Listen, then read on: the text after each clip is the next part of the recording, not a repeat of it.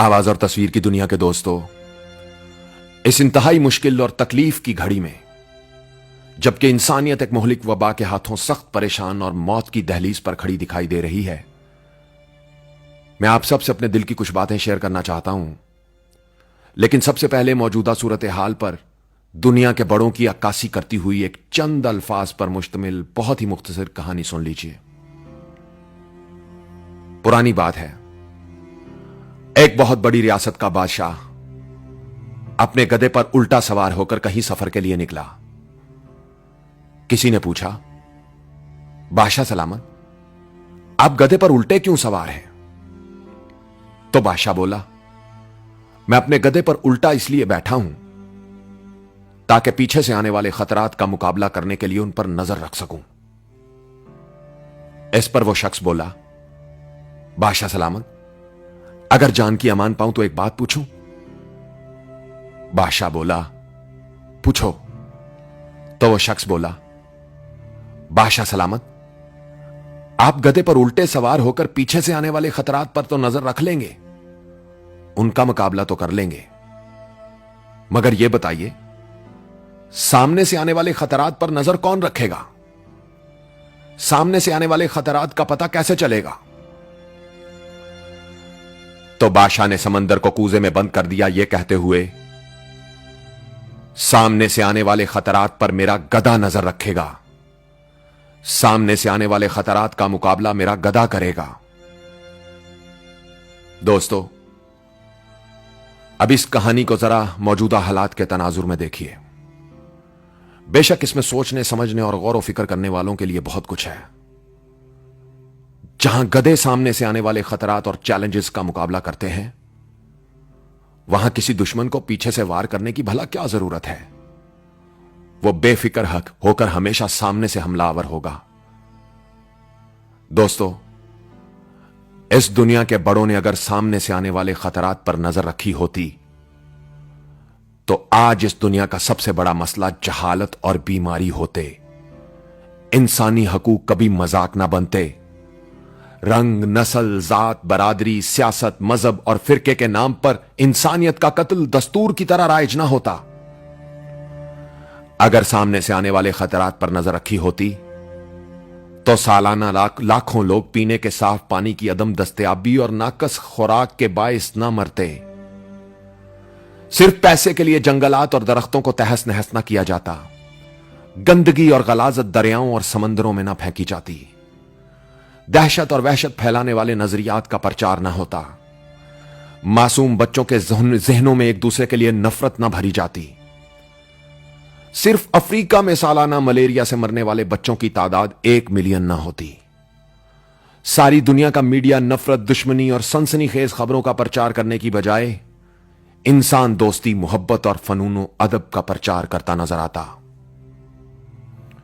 आवाज और तस्वीर की दुनिया के दोस्तों, मेरी नजर में तरक्की यह नहीं कि आपने अरबों खरबों डॉलर खर्च करके ऐसे मोहलिक हथियार बना लिए हैं जो इस पूरी दुनिया को कई बार खत्म करने की सलाहियत रखते हैं, बल्कि तरक्की यह है कि आपने गुर्बत, जहालत, इंतहा पसंदी और बीमारियों से लड़ने के लिए और इनके खात्मे के लिए क्या अमली इकदामात कर रखे हैं। मौजूदा दुनिया एक मोहतात अंदाजे के मुताबिक 15 से 20 ट्रिलियन अमेरिकन डॉलर खतरनाक हथियारों पर खर्च करती है। क्या ही अच्छा होता अगर यह रकम गुर्बत, भूख, जहालत और बीमारियों से बचने पर खर्च होती। बढ़ते हुए असलहा के ढेर का आलम यह हो गया है कि दुनिया के हर आदमी को दर्जनों मर्तबा मारा जा सकता है। दुनिया भर में 40% खुफिया फंड्स असलहा बनाने के मंसूबों के लिए मखसूस हैं। अगर सामने से आने वाले खतरात पर नजर होती तो ये फंड्स ज़राअत, मेडिकल, सेहत और दीगर फनून पर लगाए जाते। अक़वाम मुत्तहिदा, वर्ल्ड बैंक, IMF और यूनेस्को जंगों, फौजों और सिक्योरिटी अदारों की बजाय तालीम, अदब और अमन व सलामती के मंसूबों की सरपरस्ती कर रहे होते। मगर अफसोस, हुक्मरान पीछे के खतरात और गधे आगे के खतरात से लड़ने में मसरूफ दिखाई देते हैं। अब बात करते हैं कुछ अपनी।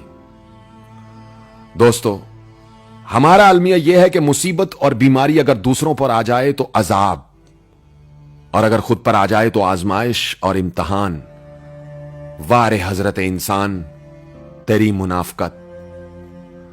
50 रुपए का हैंड सैनिटाइजर 500 में फरोख्त करने वाला दुकानदार शायद यह नहीं जानता कि वो खुद एक बहुत बड़ी बीमारी बन चुका है। करप्शन, चोर बाजारी और लूटमार के पैसे से गंगा नहाकर खुद को पवित्र समझने वाला पारसा यह नहीं जानता कि वो खुद एक बहुत बड़ी गलाजत बन चुका है। खाने पीने की चीजों को स्टॉक करके दुगना मुनाफा कमाने वाला यह नहीं जानता कि वो खुद किसी वबा से कम नहीं है। मुश्किल की इस घड़ी में भी फिरकावारियत फैलाने और इंसानों को तकसीम करने वाला खुद किसी नासूर से कम नहीं है। वबा के फैलते ही झाड़ फूंक से लोगों का इलाज करने वालों के अपने डेरे तक वीरान हो चुके हैं, मगर कोई समझने को तैयार नहीं है। एहतियाती तदाबीर को पसे पुश डालकर बड़े बड़े इज्तिमात करने वाले बीमारी को और भी बढ़ावा दे रहे हैं, मगर कोई सोचने को तैयार नहीं है। जिन लोगों का इल्म, तहकीक और जुस्तजू से दूर का भी कोई ताल्लुक नहीं है, उन्हें टीवी पर बुलवाकर उनसे पूछा जा रहा है कि क्या किया जाए, मगर कोई सवाल करने को तैयार नहीं है। क्या खूब कहा है किसी ने, लोगों को यह समझाना कि उन्हें बेवकूफ बनाया जा रहा है दुनिया का सबसे मुश्किल काम है। अपनी नामवरी, शोहरत और जयजयकार के लिए बादशाहों के दरबार पर सलामियां पेश करने वालों को कुदरत का निजाम रद्द कर चुका है, मगर कोई आंखें खोलने को तैयार नहीं है। दोस्तों, बेशक कुदरत का कानून है, एक वक्त आता है जिनकी नीयत में खोट होता है, वो चाहे लाख रो रो कर दुहाइयां दें, उनकी फरियादें रद्द कर दी जाती हैं। आवाज और तस्वीर की दुनिया के दोस्तों, मौजूदा हालात के तनाजुर में अगर मेरी बातें आपके दिल पर दस्तक दे रही हैं तो वीडियो को शेयर करके इसे दुनिया के हर उस बड़े तक पहुंचाना अब आपकी जिम्मेदारी है जो कुछ करने की भी सलाहियत रखता है। याद रहे, इस वबा का खतरा तो जल्द ही टल जाएगा, मगर जहालत और गुमराही का खतरा खत्म करने के लिए हम सबको अमली इकदामात करने होंगे। यह बीमारी इतने लोगों को नुकसान नहीं देगी जितना जहालत और गुमराही के हाथों होता चला जा रहा है। इसके साथ ही उज़ैर रशीद को इजाजत दीजिए। अपना ख्याल तो सब रखते हैं, आप उनका भी ख्याल रखा करें जिनका कोई ख्याल नहीं रखता। अल्लाह हो आप सबका हामी नासिर। अल्लाह हाफिज।